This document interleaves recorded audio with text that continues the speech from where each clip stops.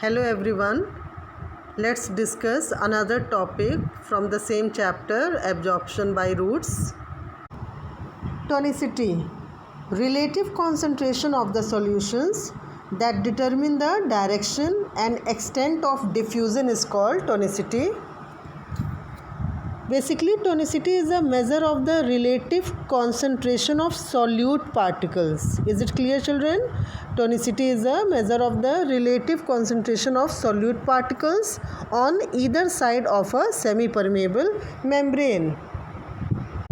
Based on it, the solution can be of three types: isotonic, hypotonic and hypertonic solutions. Let's see what is isotonic solution. Iso means same and tonus means tension, concentration. So the relative concentration of water molecules and the solute on either side of the cell membrane is same. In such a solution, there is no net movement of water molecules across the cell membrane. Therefore, no osmosis process will take place. Class, whenever we discuss about isotonic, hypotonic or hypertonic solution, we always see the concentration of solute. Is it clear? So when we talk about isotonic solution, we see that this one is cell membrane. So we can easily see that outside of the cell the concentration of solute and inside of the cell the concentration of the solute same. Is it clear? So there will be, means water will move but at an equal rate. Is it clear? Water moves in and out of the cell at an equal rate. So there is no net movement of water. There will be no osmosis. Now what about hypotonic solution? Hypo means lower. In this condition, the solution outside the cell has a lower solute concentration than the fluids inside the cell. As a result, the water molecules from outside will move into the cell and that will be endosmosis. Is it clear, class? I told you that always we compare with solute concentration. Okay. So in hypotonic solution, you see that the concentration of solute outside of the cell is lower. Is it clear? In comparison to inside of the cell. Okay, it means that outside water molecules are more in comparison to inside. Okay, so what will happen? Water molecules will move from outside to inside and that one will be endosmosis. Now third one is hypertonic solution. Hyper means higher.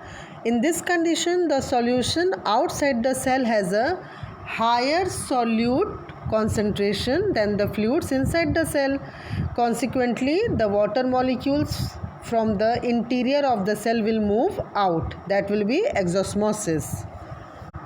In this figure, you can see that outside of the cell, solute molecules are more in comparison to inside of the cell. So inside only few molecules of solute are present. It means water molecules are more inside the cell. So water will move from higher concentration to lower concentration. It means the water molecules from the interior of the cell will move out and that one will be exosmosis. To understand all three conditions, we place red blood cells in three different kinds of solutions as shown in figure which is in front of you. When we place red blood cells in hypertonic solution, as you know that in this condition, the solution outside the cell has a higher solute concentration. So what will happen? The water molecules from inside of the cell will move outside. Clear, children? Because inside water molecules are more and solutes are less. So from inside of the cell, water molecule will move outside. And after that, this process, cell will shrink in size and loses shape. And when we keep red blood cells in isotonic solutions, you know that in isotonic solution, the concentration of water molecules and the solute on either side of the cell membrane is same. Is it clear? So there will be no change. Cell shape and size remain unchanged. Clear, children? You can see in the figure, the shape of the cell is unchanged. And when we keep red blood cells in hypotonic solution, you know that in this condition, the solution outside the cell has a lower solute concentration. It means outside, if solute is in lower concentration, it means water concentration is more. So water will move from outside to inside of the cell. And then what will happen? Cell slightly enlarges. You can see in the figure, the size of the cell will become more, and or sometimes cells burst also. Clear, children? Now next topic, active transport. Active transport is the passage of a substance, salt or ion, from its lower to higher concentration, opposite to what happens in diffusion, and using energy from the cell through a living cell membrane. Clear, children? Active transport is in a direction opposite to that of diffusion. So in this process, salts or ions move from its lower concentration to higher concentration, and the main point is, in this process energy is used. I hope it is clear. It is the movement of any substance through the cell membrane that requires energy.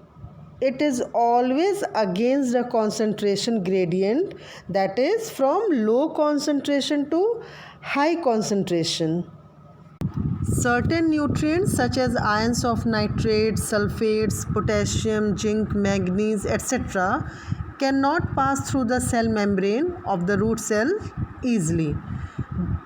This is because their concentration is higher inside the root cells. So most of the minerals enter the root by active transport into the cytoplasm of the epidermal cells. Clear? So absorption of mineral ions is a complex process as it takes place against the gradient. So it's need energy in the form of adenosine triphosphate. Let's see what is passive transport. Passive transport is nothing different from diffusion, but just explaining its meaning. Passive refers to requiring no input of energy. Is it clear? No input of energy. There is a free movement of molecules from their higher concentration to their lower concentration. Is it clear, class? It is a movement of ions and other atomic or molecular substances across cell membranes without need of energy input. Clear? And unlike active transport, it does not require an input of cellular energy.